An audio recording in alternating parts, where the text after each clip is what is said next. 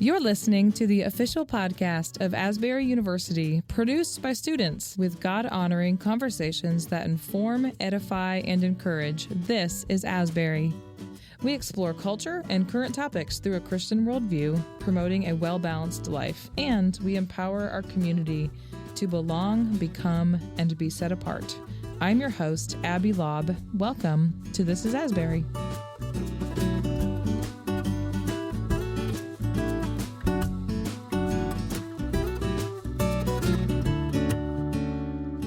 Welcome, everyone. We are delighted to have New York Times columnist David French with us. David, welcome, and welcome to Asbury. Well, it's so great to be here. Thanks for having me. And you've got a great NPR podcasting voice. Oh, thank you. I appreciate that. Thank you very much. You've been on campus. You were in chapel earlier today, and we've talked a bit. And one of the things I'm interested in asking you is about Christians in the media. Mm-hmm. How do we become part of the solution in a polarized culture rather than part of the problem, which you've indicated has been the case? Yeah, it's a great question. I think a lot of it depends on what is it that you believe your job is if you're in the media. And one thing that we have found is that a lot of people seem to view their role in the media as they are almost like lawyers representing a client. In other words, my job is to represent the views of my side. That's a poisonous view. It's especially poisonous if you have it in hard news reporters. But it's a poisonous view even if you're talking about the kind of job that I do, which is I'm a columnist. I'm an opinion columnist. And so what a lot of people want to have happen is they want to see their views reflected in the people that they read. And so they almost want to view columnists as almost like lawyers, as they're lawyers for the taking on and taking down the other side. And that gets really poisonous because as soon as your writing, your reporting, your journalism becomes cause-oriented, it stops being fundamentally truth-oriented. And one of the best ways I've heard my job described is my dispatch colleague, Jonah Goldberg, said, "My job's to tell the truth as best as I can see it. We're not perfect. We don't know everything. We don't know all of the facts all the time. We try our best. But our job is fundamentally to tell the truth as best as we can discern the truth." And when you put that as your job, as job number one, it really is clarifying and provides sort of it becomes like the North Star for all that follows. But we have way too many people in the media who believe essentially their job is to be the lawyer for their readers. And that's very dangerous. Especially over time, what ends up happening is you cultivate a readership that is sort of immune to any perspective from the other side, is always looking to you to make them feel better about their choices and their decisions, to make them feel better about their political leaders. And it's helping create this partisan polarization, negative feedback loop that we're in today. If we disregard objectivity, as some in the mainstream media advocate for, Right. There was the former president or current president of CBS News, former editor of the Washington Post, wrote an article a couple of years ago that said we should do away with objectivity, that the truth is just the truth as you see it if you're a hard news reporter. That seems to me to be dangerous. Oh, it's incredibly dangerous, although I think that they would say, in some ways, this debate, they're talking past each other. So way they would frame it is they would say, no, what we're really going after is this sort of mindless both sidesism that essentially says, okay, if somebody says X and somebody says Y, our job is to report that somebody said X and somebody said Y, not to adjudicate in any way the relative truthfulness of the various claims, for example. So what they'd say is we want fairness and perspective, but anytime you're moving away from, again, as your North Star, let's say you're a hard news reporter, I want to know what happened. I want to know the events as they occurred. When you're moving away from that as your North Star and you're putting in something else where the report has some other objective or there's some other goal with the reporting other than describing the truth of the matter, you're really starting to walk a dangerous road. You said something at lunch, and yes, we did feed David while he was here, despite the fact that I left you stranded before lunch, but we won't get into that. It's fine. I did get him there eventually. You talked about fandom. Mm-hmm. And the dangers of fandom, I guess, and that applies to the media as well as just the public, Christians especially. Can you talk a little bit about the dangers of fandom? Yeah. So what we're seeing happen in American politics is American politics in many ways are starting to mirror American celebrity culture, which shouldn't surprise anybody because, we just had a celebrity president, and it's a porous barrier between celebrity life and politics. There's a lot of cross-pollination. And so what we're starting to see is people treating politicians in many ways the way we have traditionally treated pop stars or athletes. You become a fan of a politician. You start standing them, to use like Gen Z language or whatever. You're a fan of the person. And what ends up happening when you become a fan of the person, once again, that sort of the truth as your North Star starts to dissolve and melt away in favor of supporting your hero or your heroine. And so that means how do you support somebody you really like? Well, you amplify when they're right and the things that they do that are good. And if they do something that's bad, you ignore it or you minimize it. Again, I keep using the analogy to lawyers. That's what lawyers do. If you are in a court case, you can count on your lawyer to make everything that's good about you very good and to make everything that's bad about you basically meaningless and to try to win over a jury. And this is what we tend to do with politicians. If we support one, we make everything that's good about them very, very good. And anything that's bad about them, we don't want to hear it. Or if we hear it, we want to minimize it or rationalize it rather than just taking everything as it is and making judgments based on things as they are. We continually want to move to the world as we want it to be. And honestly, Christians should be more protected from that instinct, but I fear that we're less. I fear that we have a major celebrity culture in Christianity. But we should be more immune from that. Our theology teaches us there's exactly one perfect human being who's ever existed. It's Jesus. Everyone else is fallen. Everyone else is flawed. But with our faith in Christ, the one perfect person, then everyone else is fallen, everyone else is flawed. They'll let us down in some way. Jesus Christ will not let us down. And so we should be immune, we're human, we're not going to be immune, but we should have antibodies against sort of fan worship, hero worship, fan service, all of this stuff. But sadly, a lot of the evangelical community right now is very, very, very much a celebrity-driven culture. And that starts to make us part of the problem and not part of the solution. You touched on three themes during your talk in chapel: love, power, soundness of mind, right?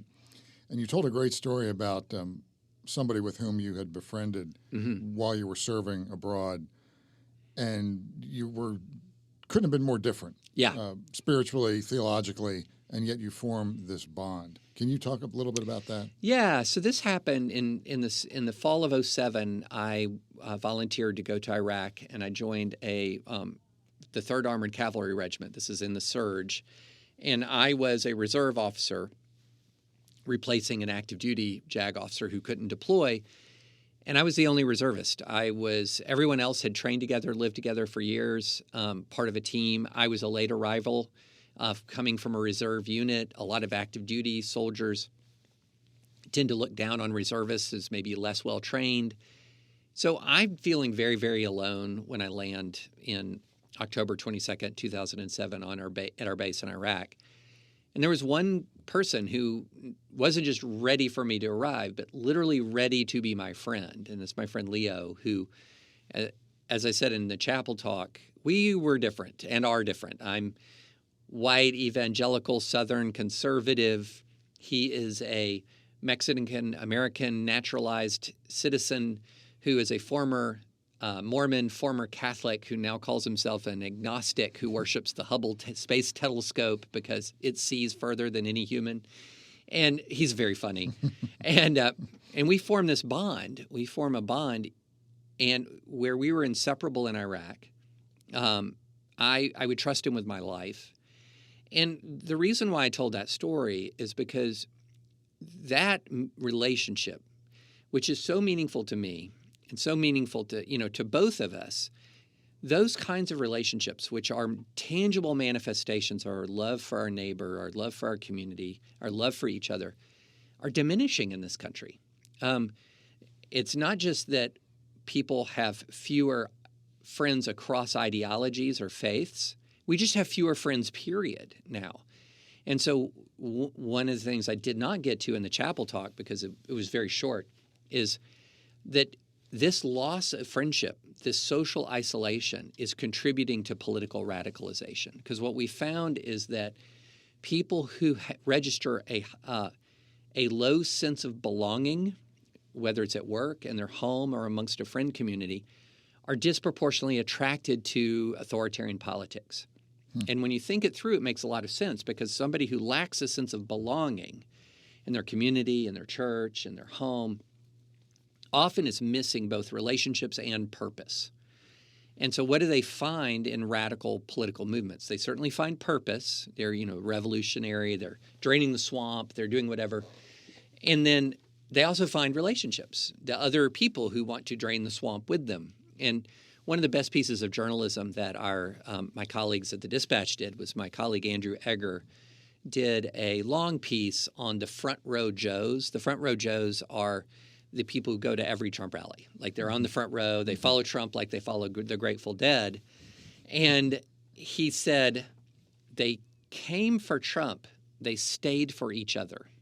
So Trump was the initial attractor, but they stayed in this community because they loved each other. And so they had walked together through things, through cancer diagnosis. It's been years. We've had years and years of Trump rallies now. So they've spent years and years together. They've walked together through job losses. They've walked together through grandchildren's births, through cancer diagnosis. They've been through a lot together. And the reality is that sense of community is really what binds them more than the ideology.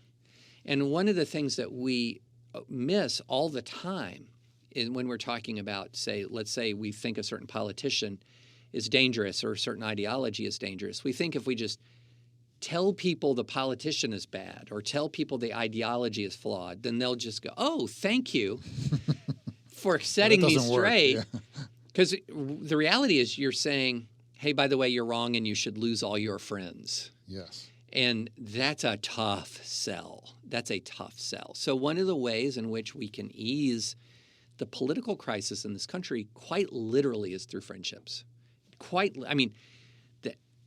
No joke, no exaggeration. If we had better friendships in this country, we would have a lower political temperature in this country. Are we failing as Christians to seek out friendships with people who don't believe what we believe? Yes, sometimes yes, sometimes no. I mean, you can't make somebody be your friend. Mm-hmm. So there are times when people are not going to respond to you in a favorable way. And that's okay. I mean, you try. But the fact of the matter is, it is very, very easy right now in this country to fall into factional friendships. A couple of things are happening at once. One is we're in the middle of something called the Big Sort.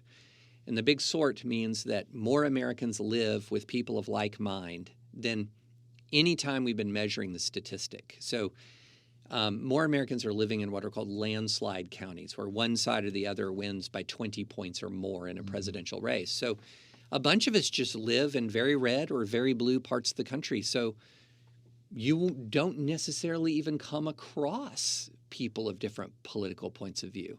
So it becomes very difficult to say, well, even if you wanted to have these cross-ideological friendships, where do you go? Mm-hmm. And then, of course, culture builds on top of that. So the more you spend in one part of America, in one culture, the further you are from relating to people in another part of America. I've put it like this. Let's suppose you are a 25-year-old guy from Tuscaloosa, Alabama, and you're visiting in Park Slope, Brooklyn, and there's another 25-year-old guy right next to you in the elevator in Park Slope. There's a very good chance that you have almost nothing in common. There's a very good chance that you don't watch the same television, you don't listen to the same podcasts, you don't listen to the same music, you don't attend the same church. You're like living in different countries. And the more that we become like that, the harder it becomes to make those relationships. But the more polarized we become, the more imperative it becomes to have those relationships. So they're becoming more valuable and more difficult simultaneously. So we have a bunch of media students here, students who will go into journalism. What's the best advice you can give them as they approach this profession in 2024? Yeah, so the single best piece of advice that I can give you at an early stage in your career is become an expert in something. Okay. Number one, if you're 22 or 23, nobody cares about your takes. Like, you might be able to find some people, if you're particularly witty or cutting or whatever, who like to hear you write your takes. But it's not because you're challenging them. It's just because you're saying what they already believe in a funny or amusing way. No, where you can distinguish what we need, we don't need more takes. And I don't say this just because I don't want the competition. But we're overrun with attitude. We're undercovered with knowledge. And so one of the things that I have told young journalists is learn a subject really well, and you will become valuable, if not indispensable. How many young reporters are conversant in Israel-Palestine at a deep level?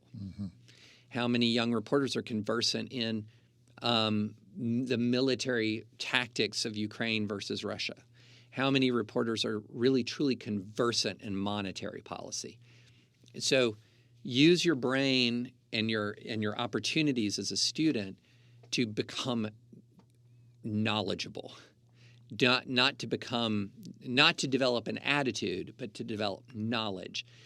And commit yourself to that, because what I have found is there is a quality deficit in American journalism. I'm very grateful to work with some of the best journalists around at the Times, but there is a quality problem.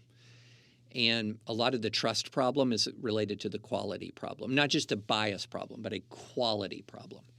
And you can distinguish yourself if you know what you're talking about, if you know, crucially, who are the right people to talk to get answers, and if you're committed to accuracy and fairness. I would give the exact same advice to the most secular media, journalism student as I give the most religious journalism student. Job one is be good at your job. That's job one, be good at your job. And I wish we would tell that to more Christian young people who are, when we talk about the challenges of their career, job one is to be good at your job.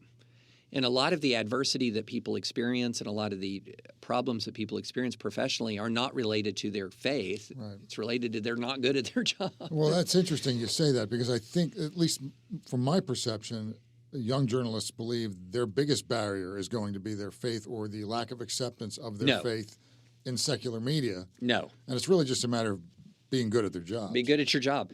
I'm not going to say that there's nobody who faces problems because of their beliefs or whatever. And I mean, you've seen public cancellations, you've seen public controversies, but that is not the dominant culture of media in the United States. We do have a problem in that we do have a lot of young journalists with hot takes, and they're just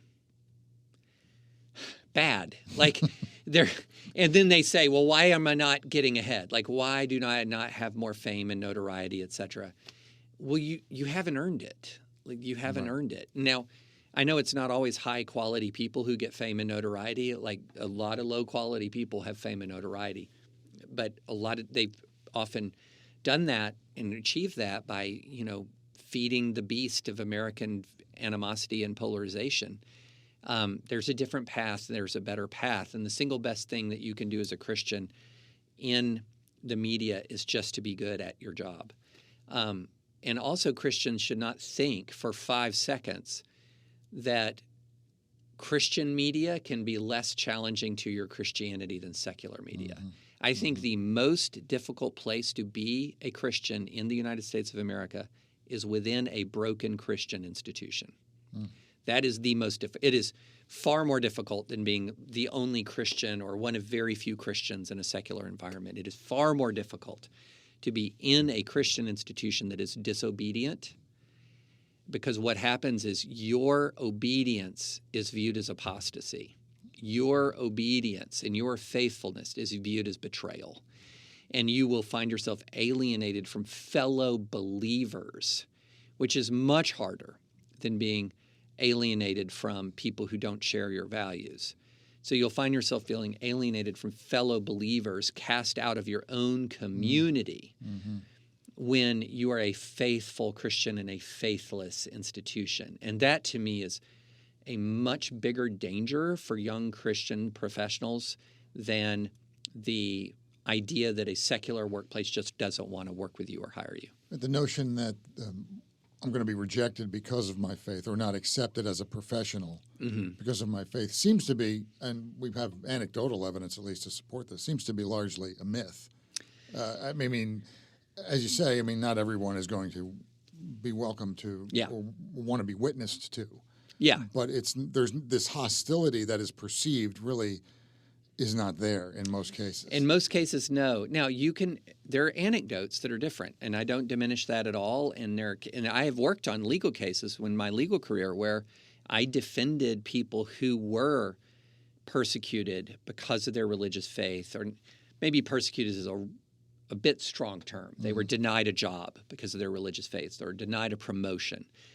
And I took those cases, and by God's grace, we won the cases. But what's interesting is how few of them there are. Mm-hmm. So if you set on one side the number of successful cases or cases at all dealing with religious discrimination against evangelicals denying work opportunities, and compare it with the number of cases brought by Black Americans and the number of successful cases brought by Black Americans regarding race discrimination in employment, even now, 60 years after the Civil Rights Act, there is infinitely more racial discrimination in work and employment going on than there is religious discrimination. It's not even the same category.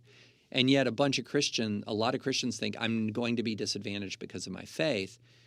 Again, there are individual stories and there are individual institutions that do that, yes. But will that be the dominant characteristic of your median Christian college student? No, absolutely not. And isn't there a failing there of the news business because it'll take one of those incidents, highlight it, and make it seem like the norm, right? Right, it absolutely will. And again, these are real incidents. And so we do need to have the legal protections that do exist, and we should avail ourselves of the legal system when we have meritorious reasons to do it. That was most of my career doing that. But at the same time, telling young Christian college students that they're going to face some kind of implacable hostility out there, I think is doing people a real disservice. Because it's kind of making them move into the marketplace in a bit of a defensive crouch. It's pre-closing them off to their neighbors. And then it's also creating a kind of the way we flip around the word persecution, like you saw me almost do it. Yes. It's a form of, it's almost like stolen valor. You know what I'm saying? Yes. Because if you're looking at the apostles, if you're looking at the early church, that was persecution. Yes. Torture, death, beatings.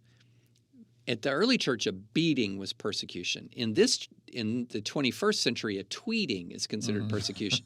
They're not the same thing. Right. And so we need to stop labeling adversity or annoyance or inconvenience as persecution, because it's actually kind of bad for us, because it gives us a false sense of our own heroism. sort of a more heroic story about ourselves than might be necessary or proper. And so I do think and then it creates this kind of good versus evil picture of struggle that much of life doesn't fall so neatly into. And, and in many of the cases that I've worked on where Christians did face real, challenges in the workplace, what was interesting to me was the institution, the universities were not saying, yeah, we did this and we're proud of it because they're Christian. A lot of it was we were fighting over whether that was the reason for the job action in the first place. Right. So they were not saying, yeah, no Christians allowed. They're saying, no, we do not discriminate against Christians, and we're trying to prove that, in fact, they did. And so it's not the case that there's this dominant tone in American workplaces that's, faithful Christians need not apply. I want to talk, before we get out of here, talk a little bit about your job right now with the New York Times.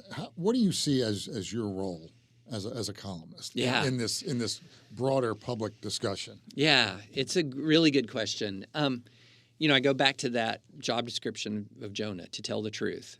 Okay. However, I'm not sitting here just writing about anything and everything.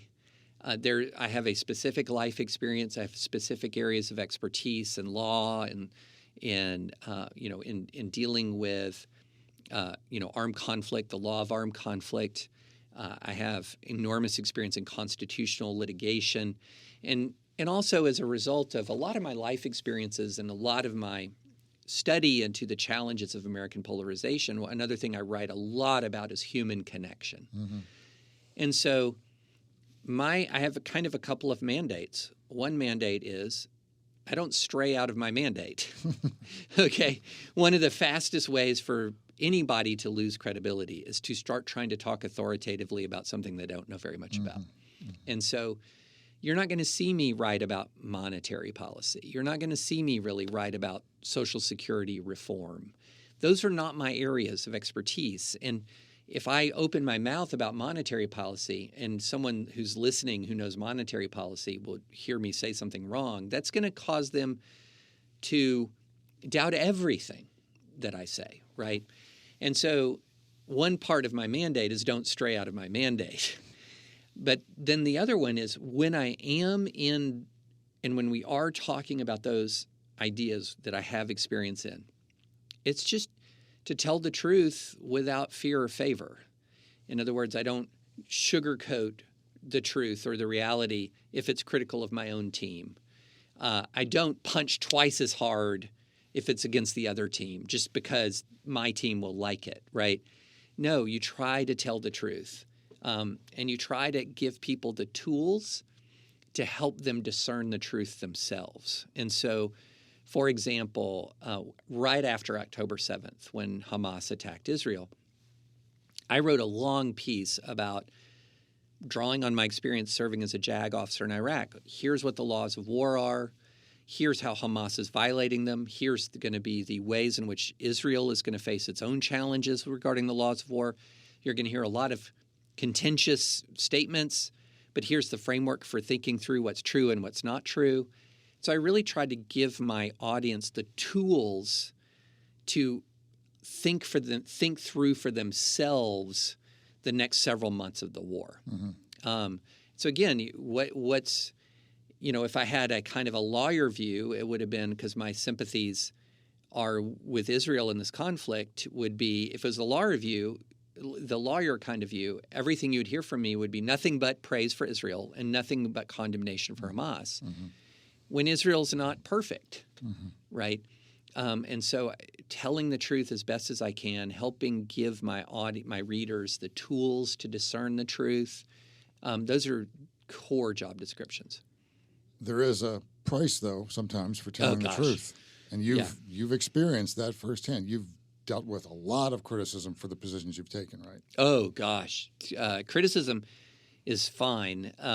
I guess that's a tame word for what you've experienced. Cyber harassment, death threats, people coming to the house, bomb scares. I mean, we've had the FBI at our house. We've been in contact with Tennessee Homeland Security. We've had to call the sheriffs, more than once.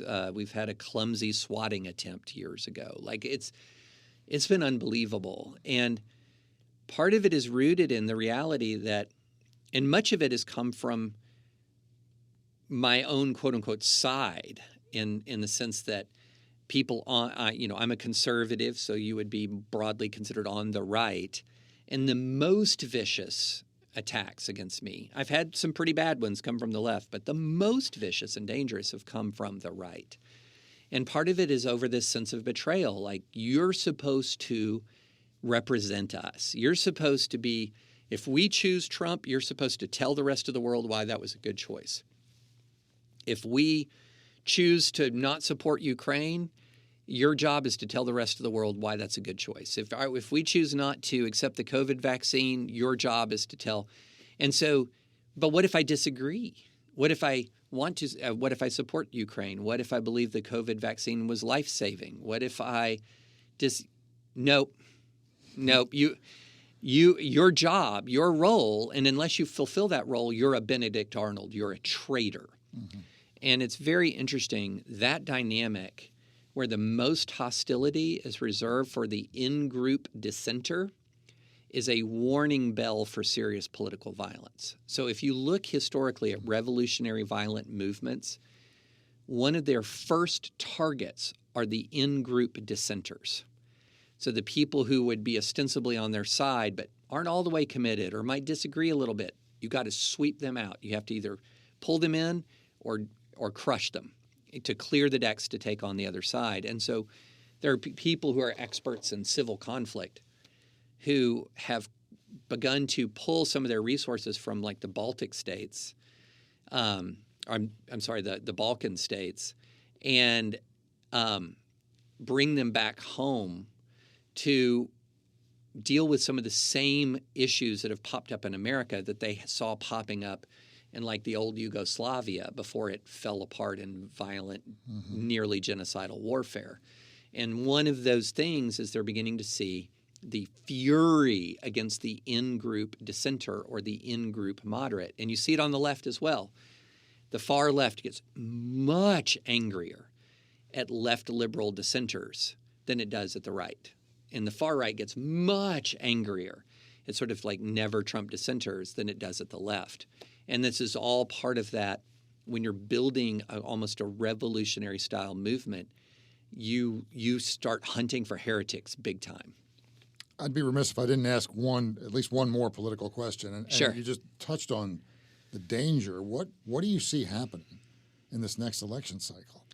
I see the next election cycle being incredibly tense, probably violent to some degree, and I don't know the outcome. It's just, I think if the election were held today, Donald Trump would win. But that's an irrelevant question because the election isn't today, So what will the state of the country be? What will be the health of these two men? What will be the state of the war in Israel? What will be the state of the war in Ukraine? There's so many variables that we just can't say with any confidence. And I would take with a grain of salt any confident declaration about what's going to happen because, I've listened to some of the smartest people and political analysts out there, and I've seen diametrically opposed answers as to who will win in 2024 from equally smart people. And what that tells me is it's kind of up for grabs right now. Well, we will leave it there. David French, thank you so much for joining us. Well, thanks so much for having me. This is a real pleasure. Pleasure to have you. Thank you. Well, thank you so much for joining us for this episode of This is Asbury. To learn more about Asbury University, visit asbury.edu.